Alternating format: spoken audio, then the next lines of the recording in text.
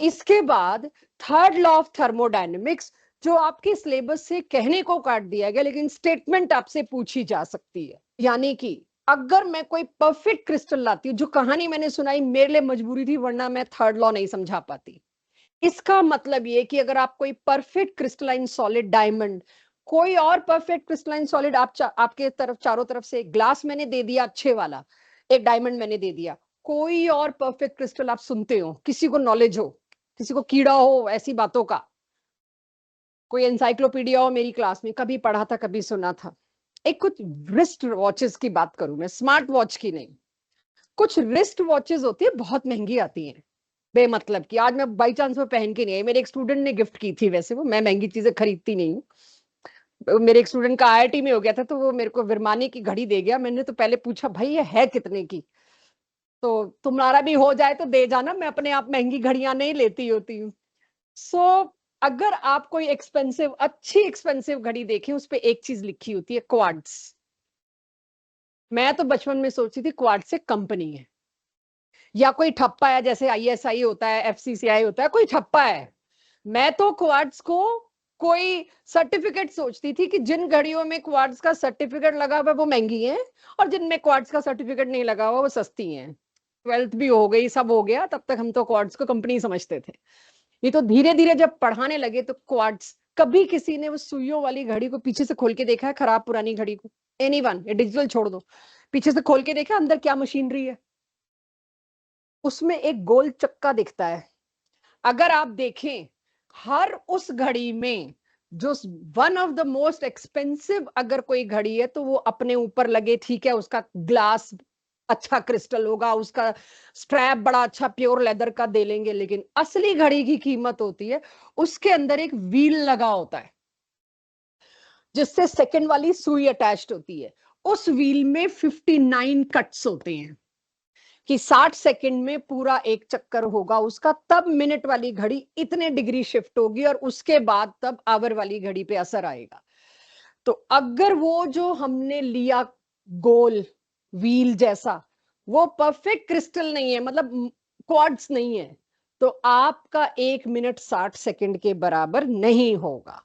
बिल्कुल सही टाइम पे वो इधर से इधर, इधर से इधर जाना चाहिए। That is perfect crystal, that is quartz. वो क्वार्ट्स की सबसे ज्यादा कीमत है उस घड़ी में। तो कभी कोई घड़ी खराब हो, आपके पेरेंट्स फेंके पुरानी एनालॉग वाली घड़ियां, तो ये क्वार्ट्स का अगर उसमें हो तो ये रखिए। हमारे तो पेंसिल बॉक्स में होता था, हमारे पास और स्मार्टफोन तो होते नहीं थे, तो हमारे तो पेंसिल बॉक्स में ट्यूबलाइट पेरेंट्स फेंक रहे हैं, तो अब तो डायोड्स उठा के निकाल के रखते थे।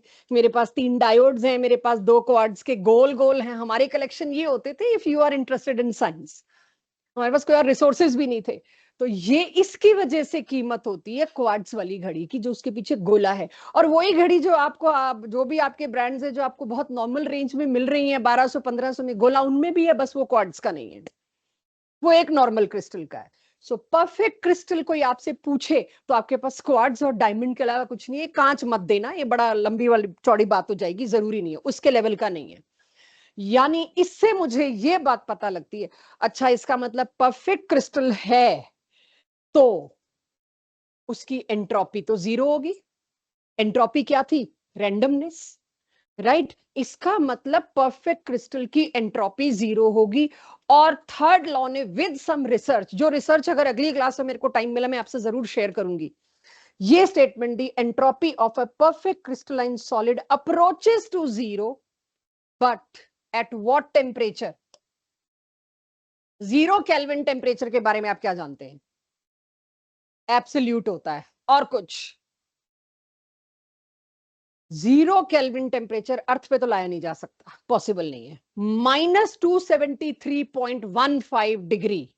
अगर कोई आपसे पूछे 0 केल्विन के बारे में आप क्या जानते हैं, एक चीज तो दे दीजिए, थोड़े सेफ हो जाएंगे।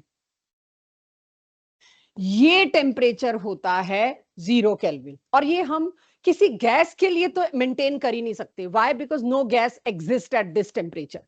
कोई गैस इस टेम्परेचर को छू ही नहीं पाती, उससे पहले सॉलिडिफाई हो जाती है। ठीक है, उससे पहले सॉलिडिफाई होती है। एक बड़ा छोटा सा पंच चलता है केमिस्ट्री में कि somebody asked to helium, how are you?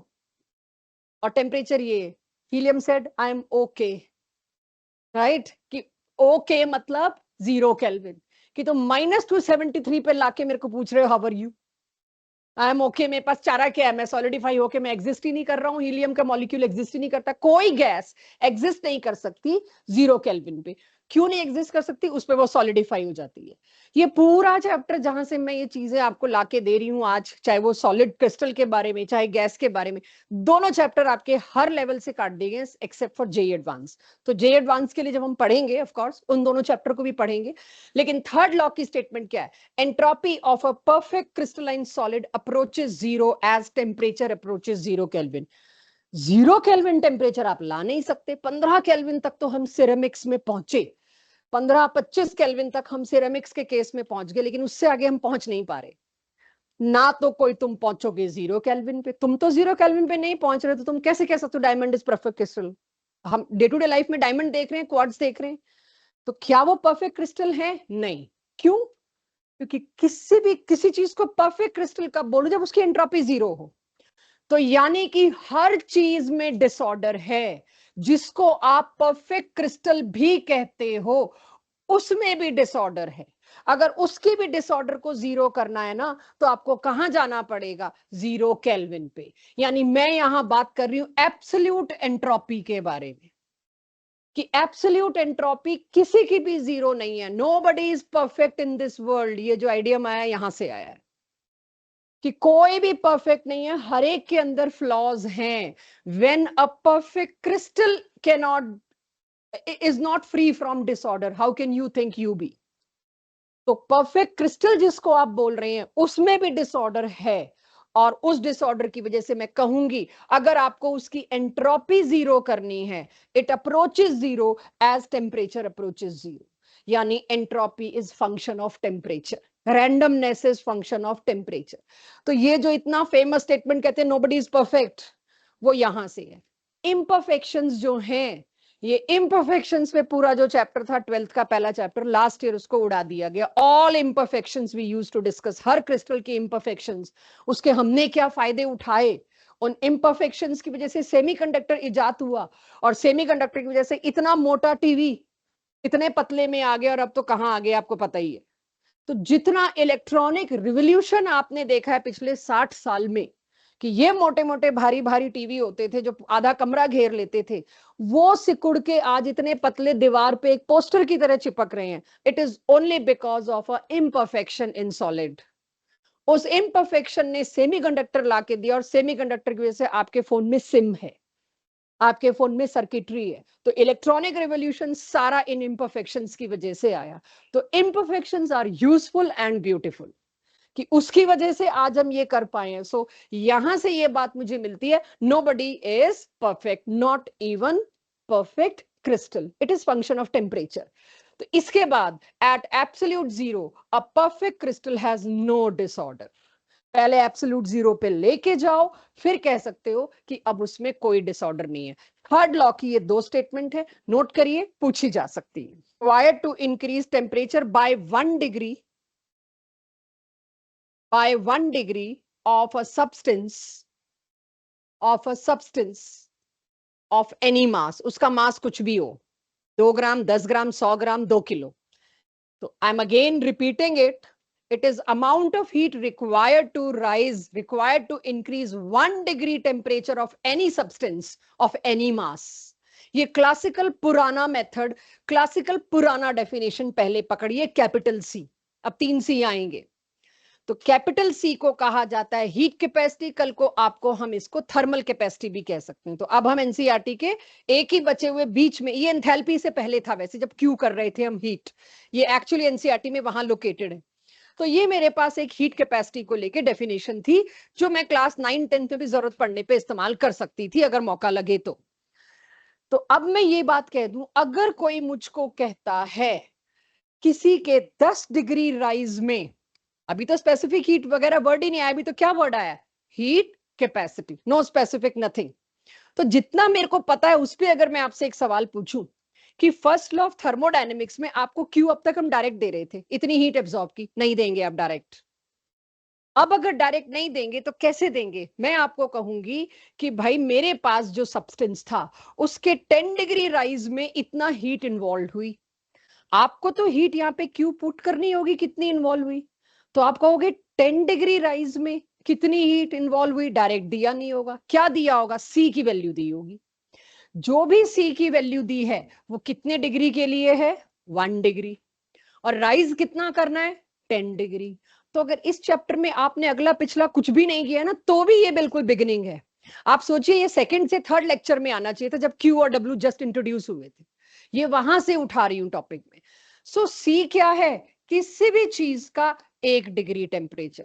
एक एल्यूमिनियम का ब्लॉक ले आई 25 ग्राम का मैं, और मैं इसमें, मेरा सिस्टम ये, और मैं इसमें जो भी आपको फर्स्ट लॉ का न्यूमेरिकल देना चाह रही हूँ, मेरे को इसमें क्यू चाहिए, हीट चाहिए, और मैंने दे दिया इसकी स्पेसिफिक, इसकी हीट कैपेसिटी इतनी है। मतलब इस 25 ग्राम के ब्लॉक का अगर आपको 1 डिग्री टेम्परेचर बढ़ाना है तो इतनी दे दी मैंने, वो होगी मेरे लिए हीट कैपेसिटी। स्पेसिफिक वर्ड मत लाना अभी। और उसका 10 डिग्री बढ़ाने के लिए कितनी हीट लगी होगी, तो 1 डिग्री के लिए हमेशा दे रखी होती है, 10 डिग्री के लिए डेल्टा टी, सीटी बोलते हैं इसको। जो भी मेरे को क्यू, अब फर्स्ट लॉ में मैं ये क्वेश्चन इंसर्ट करूंगी।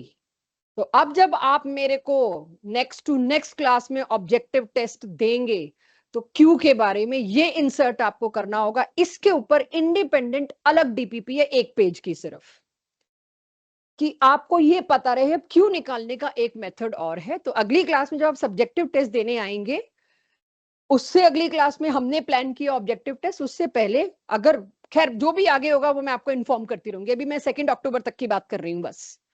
तो we will be providing you this TPP on 2 October. बट अभी आप सुनिए क्या करना है मुझको। अब क्यू कैसे पुट किया मैंने, सीटी, टी क्या होगा यहाँ, 10 degree, 20 degree, 30 degree, what ever the thing is. ये हुआ मेरा हीट कैपेसिटी का काम। अब उसके बाद लगा यार तुम हीट कैपेसिटी कर तो रहे हो, क्यों ना हम आपको तंग करें या और स्टैंडर्ड्स डाल दें। आपने कहा कुछ भी वजन हो सकता है, एनी मास, लेकिन लेट्स, क्योंकि ये सारी की सारी एक्सटेंसिव प्रॉपर्टीज हैं, लेट्स फिक्स मास ऑल्सो। सिर्फ मास को फिक्स किया हमने और किसी चीज को नहीं, इसीलिए सबसे बड़ी कंफ्यूजन ये मत रखना कि पता नहीं किस किस चीज को स्पेसिफाई कर दिया, नहीं, सिर्फ मास को। तो किसी ने आगे कहा यार मास स्पेसिफाई करो, हर एक का 1 ग्राम, ताकि कंपेयर तो कर सके किसकी हीट कैपेसिटी ज्यादा है। एल्यूमिनियम ज्यादा हीट मांगता है कि आयरन ज्यादा हीट मांगता है कि सिल्वर, कंपेयर कैसे करूं, एक तुम 10 ग्राम का लिए बैठे हो, एक तुम 50 ग्राम का। तो कंपैरिजन में हम दिक्कत फेस करने लगे, तो हमने सबका क्या कर दिया, 1-1 ग्राम फिक्स कर दिया।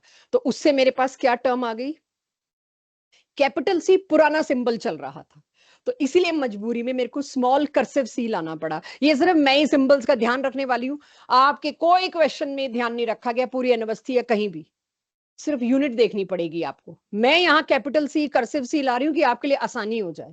तो स्पेसिफिक हीट का मतलब क्या है, 1 degree rise of 1 gram of substance. तो अब ये लिखिए, what is the meaning of specific heat capacity. अगर सिर्फ 1 ग्राम का 1 डिग्री बढ़ाया तो कितना, क्योंकि मेरे को बाकियों की स्पेसिफिक हीट कंपेयर करने के लिए मास को फिक्स करना जरूरी हो गया। ये लाइन लिखने के बाद 2 मिनट आप अनडिस्टर्ब मेरे को यहां चाहिए होंगे। ये हो गया तो फिर मुझे 1-2-3 छोटे छोटे क्वेश्चंस कराने हैं बस। ये आप लोगों में से दी थी ना डीपीपी, ये अगली डीपीपी मेरे पास है। यहां पर मेरे पास ये 2 पन्ने इसलिए क्योंकि विद सॉल्यूशन है, आपको एक ही पन्ना मिलेगा इसका, बट आज नहीं। सो पहले आप इस बात को समझिए क्या है यहां पर। तो हीट कैपेसिटी और स्पेसिफिक हीट कैपेसिटी में फर्क पता लग गया, 1 ग्राम का। हीट कैपेसिटी टेंशन ही नहीं, जितना मर्जी बड़ा डब्बा दे दो, मेरे को मास की कोई परवाह नहीं। आप उसी आयरन ब्लॉक की, उसी कॉपर ब्लॉक की या उसी वाटर की बात कर रहे हो, कितना आई डोंट केयर, क्योंकि मेरे को आप हीट कैपेसिटी के बारे में बात कर रहे हो, तो मेरे को मास की बात ही नहीं करनी। तो अब अगर मेरे को कहा जाए तो मैं स्पेसिफिक हीट कैपेसिटी को थोड़ा और ओपन करूं तो क्या है, heat required to raise, question अब आपसे पूछ रही हूं, उसी क्वेश्चन को थोड़ा सा एक्सपैंड कर रही हूं। Heat required to raise 10 degree temperature for 1 gram of substance. 1 gram substance के आते ही मुझे आप बस ये दे दो स्पेसिफिक हीट। 1 ग्राम के लिए आपने दे दी मेरे को, 10 डिग्री बढ़ाना था, इंटू 10 कर दूंगी। ऊपर और नीचे में फर्क क्या रहा, कैपिटल सी स्मॉल सी, नहीं, एक बहुत बड़ा फर्क रहा। जो ये कैपिटल सी था, इसमें आपने जो वैल्यू पुट करी वो पर ग्राम वाली नहीं थी, और जो स्मॉल सी था उसमें जो आपने वैल्यू पुट करी वो पर ग्राम वाली थी। तो प्रॉब्लम कहां आने वाली है? वैल्यू तो देंगे कैपिटल सी और पूछेंगे स्मॉल सी, बस प्रॉब्लम वहां आने वाली है। उसकी प्रैक्टिस दूंगी आपको, बट पहले इत्मीनान से सुनना मैं क्या कर रही हूं आपके साथ यहां पे। तो Q is equals to C delta T, C T बोलेंगे इसको हम फ्लो में, बिल्कुल सही। लेकिन अब के ये सी क्या है? 1 ग्राम पर डिग्री। अगर स्मॉल सी है, कैपिटल सी है तो एनी ग्राम, बट ओनली पर डिग्री। नाउ चेक, अगर मेरे को क्वेश्चन में दिया है एक आयरन का टुकड़ा, जो जिसका वेट जो भी है, खैर कोई भी चीज दी है, और मेरे से क्यू पूछा है, फर्स्ट लॉ में पुट करना है क्यू प्लस डब्ल्यू में। क्यू मेरे से पूछा है और दिया क्या है? Heat capacity. Specific heat capacity नहीं दी, हीट कैपेसिटी दी है। जो भी पूछा है क्वेश्चन आगे आएगा, but my point is capital C को अगर गिवन मास से डिवाइड कर दो, कैपिटल सी क्या है? किसी भी मास का कोई भी चीज ले आइए, उसका हीट कैपेसिटी, उसको मास से डिवाइड कर दिया तो पर ग्राम आ जाएगा। तो यहां मैंने सिर्फ ये दिखाने की कोशिश करी है, स्मॉल सी की जगह आप ये भी पुट कर सकते हैं कि आपको स्पेसिफिक हीट 50 ग्राम की दी है, तो आप पर ग्राम की तो निकाली, सॉरी हीट कैपेसिटी 50 ग्राम की दी है, आप पर ग्राम की तो निकाल सकते हैं, 50 से डिवाइड ही तो करना है। तो यानी कि आपको कोई दिक्कत नहीं आनी चाहिए, आप स्पेसिफिक हीट कैपेसिटी और हीट कैपेसिटी को रिलेट करना आपको आना चाहिए। यहां सिर्फ ये बताया है, ये पहले से ही पर ग्राम की थी, अगर पर ग्राम के बजाय ये वाली दे रखी तो आपको ग्राम से डिवाइड करना है, दैट्स इट, जरूरत पड़ने पर। और ये वो delta T. Point is now, जो मैं यहां बताना चाह रही हूं इतनी देर से, वो ये कि specific heat capacity is heat capacity divided by mass. पहले इतने को नोट करिए, फिर आगे चलते हैं। क्वेश्चन पता लग गया क्या है? सो अब मैं अगर आपसे पूछूं, जितना आपने किया नोट, उसमें अगर मैं आपसे पूछूं, अब मेरे को यही चाहिए जिसपे मेरे को एंड करनी होगी क्लास, क्या ये आपको पता लग जाएगा क्यों लिखा मैंने क्यू की जगह कैपिटल सी? अभी इतनी देर से मैं क्या बता रही हूं, किसी फर्स्ट लॉ में जब भी आपको फर्स्ट लॉ ऑफ थर्मोडायनेमिक्स में क्यू की वैल्यू अब चाहिए होगी, be prepared specifically objective questions में। सब्जेक्टिव में तो थ्योरी ज्यादा है इसकी। क्यू की जगह क्या आप सीवीडीटी लिख सकते हैं? क्योंकि सीवी है कितनी हीट लगी 1 डिग्री बढ़ाने में, और सीवीडीटी क्या है? कितनी हीट लगी 10 डिग्री बढ़ाने में, 50 डिग्री बढ़ाने में। और पर ग्राम चल रहा है तो देखेंगे, पर ग्राम में ही मान लेंगे थोड़ी देर को, या पर ग्राम में नहीं चल रहा, जिसमें भी चल रहा है। पॉइंट इज, अब जो फर्स्ट लॉ ऑफ थर्मोडायनेमिक्स में क्यू है, उसकी जगह सीवीडीटी ले लेगा। सीवी डेल्टा टी को मैं सीवीडीटी बोल रही हूँ, राइट? चलिए, तो अब लास्ट हीट कैपेसिटी आती है भाई, मोलर हीट कैपेसिटी लेंगे अब हम, आगे वही चलेगी। अब 1 degree rise for 1 mole of any substance, तो उसको मेरे को क्या क्या साइन देना पड़ा? पहले तो ऊपर बार लगा दिया था, बट उसके बाद फिर बदल दिया, नहीं, बिहेव योरसेल्फ, नीचे सबस्क्रिप्ट एम लगाओ। ठीक है, कभी सुना है इसका क्या मतलब होता है? सी के ऊपर बार, सी के नीचे बार। शॉर्ट हैंड में विद और विच का होता है ये, जो लोग बहुत जल्दी जल्दी नोट करते हैं। किसी के जैसे कोर्ट में आप जाएं तो जो जज बोल रहा है, वकील बोल रहा है, वो सारा नोट होता है, तो शॉर्ट हैंड वहां यूज होती है, तो वहां लोग कंफ्यूज ना हो जाएं, इसीलिए बार हटा दिया कि कहीं और यूज हो रहा है, इसीलिए सी एम सब्सक्रिप्ट कर दिया। तो मोलर हीट कैपेसिटी क्या है? 1 डिग्री किसी भी सब्सटेंस के 1 मोल का टेम्परेचर बढ़ाना है तो उसको हम कहते हैं मोलर हीट कैपेसिटी, और ये रही इसकी यूनिट। अब मैं आपको एक एग्जांपल करा रही हूं, तो अभी इधर ही देखिएगा बजाय नोट करने के। If somebody ask me there, मतलब फाइंड आउट क्यू, हीट निकालिए, heat required to raise 10 degree of a substance, किसी सब्सटेंस के 10 डिग्री टेम्परेचर को मेरे को बढ़ाना है, उसकी हीट निकालिए, और उसका मास भी दे रखा है 10 ग्राम, और मेरे को क्या कह रखा है? हम देंगे मोलर हीट। हमने तो आपको हीट कैपेसिटी मोलर दी है, पहले तो मैं मोल निकालूंगी, 10 ग्राम के पहले तो मोल निकालूंगी। तो देखिए मैंने मोल निकाल रखे, given mass by molar mass is mole, और फिर मैं कहूंगी मेरे को मोलर हीट कैपेसिटी दीजिए, आप मोलर हीट कैपेसिटी दीजिए मोल से। तब क्वेश्चन वालों से डिमांड होगी मोलर हीट कैपेसिटी दीजिए, और दे देंगे कि ठीक है जी, हमने आपको molar heat capacity the, but उससे पहले आपको ये तो निकालना पड़ेगा ना कि 10 ग्राम में कितने मोल होते हैं, ये तो आता है आपको। ये तो कोई दिक्कत नहीं होगी। तो 10 ग्राम में कितने मोल होंगे आपने निकाला। तो ये जो फॉर्मूला है m/mm, अगर आपकी आंखों को थोड़ा सा धोखा दिया जाए, इस मास के नीचे मोलर मास ना लिख के यहां लिखा जाए, तो आप परेशान हो सकते हैं, मत होइएगा। ये और कुछ नहीं है, number of moles. Number of moles, और ये क्या है, 1 मोल के लिए कितनी हीट लगी, 0.2 मोल के लिए कितनी लगी। सारा 1 डिग्री के लिए था, आपने टेम्परेचर बढ़ाना था 100 डिग्री, तो 100 डिग्री के लिए कितनी लगी। सिर्फ इतने को नोट करिए, एक क्वेश्चन करते हैं, फिर आपकी क्लास को क्लोज करते हैं, टेस्ट देते हैं आपको। सिर्फ इतने को नोट करिए जो इस स्लाइड पे, I am sorry, this molar heat capacity. 3 तरह की हीट कैपेसिटी आपको आज दे दी गई। एक दिया गया सिर्फ हीट कैपेसिटी, एक दिया गया स्पेसिफिक हीट कैपेसिटी, और तीसरा दिया गया मोलर हीट कैपेसिटी। कोई न्यूमेरिकल नहीं है, ये XYZ पे क्वेश्चन है, ताकि आपको ये सारे फॉर्मूला की आदत पड़ जाए। Calculate heat absorb to rise to increase 10 degree of 10 gram carbon dioxide. Carbon dioxide के 10 ग्राम का 10 डिग्री टेम्परेचर बढ़ाना है, उसकी आप क्यू निकाल के दीजिए। तो मेरे को तो क्वेश्चन में पहले देखना पड़ेगा गिवन क्या है, स्मॉल सी, कैपिटल सी की CM। गिवन क्या है, मोलर हीट कैपेसिटी। सबसे पहले तो मैं इसका क्या निकाल लूंगी, नंबर ऑफ मोल्स कितने हैं, 10/44। फिर मैं निकाल लूंगी कितना बढ़ाना है, 10 डिग्री। उसके बाद जो भी मोलर हीट कैपेसिटी है पुट कर दी, that is my answer. Famously आप देखेंगे एनसीईआरटी में क्वेश्चन है, Q is equals to mct। Formula में ऐसे याद रखते हैं, डेल्टा हटा दिया, बोलने में फ्लो आ जाता है, Q is equals to mct। What is m, mass. What is c, if I am multiplying it with mass, c is specific heat capacity, क्योंकि मैंने 1 ग्राम की दे रखी है, मास से मल्टीप्लाई किया। तो Q is equals to mct जो है, वो बहुत पॉपुलर क्वेश्चन है आपकी एनसीईआरटी का। तो Q is equals to mct का मतलब क्या है, जब कभी हम ये वाला फॉर्मूला यूज करें, आना आपको यहां पड़ेगा। ठीक है, अगर मोलर आ गई तो Q is equals to mct में थोड़ी गड़बड़ हो जाएगी, उसको मोलर मास से डिवाइड करना पड़ेगा, नंबर ऑफ मोल्स निकालने पड़ेंगे। बट ये क्वेश्चन है आपके पास्ट ईयर जेई का, बस x की जगह एक वैल्यू दे रखी थी। तो अगर आपको मोलर हीट कैपेसिटी का मतलब नहीं पता, तो आप सही ऑप्शन टिक नहीं कर सकते। इससे ऊपर कोई दिक्कत वाली बात नहीं होगी। Specific heat capacity of water आपको हमेशा याद रखना पड़ेगा। हो सकता है ये ना दिया हो। डू दिस क्वेश्चन, मैंने पेन छोड़ दिया है, इस क्वेश्चन का आंसर दीजिए, टेस्ट लीजिए, करिए और जाइए। टेस्ट में स्पेसिफिक हीट नहीं है, टेस्ट सिर्फ गिब्स हेल्महोल्ट्ज तक है। एक्चुअली गैप तो सेम ही है, केल्विन में आओ या डिग्री सेंटीग्रेड में, गैप तो सेम है।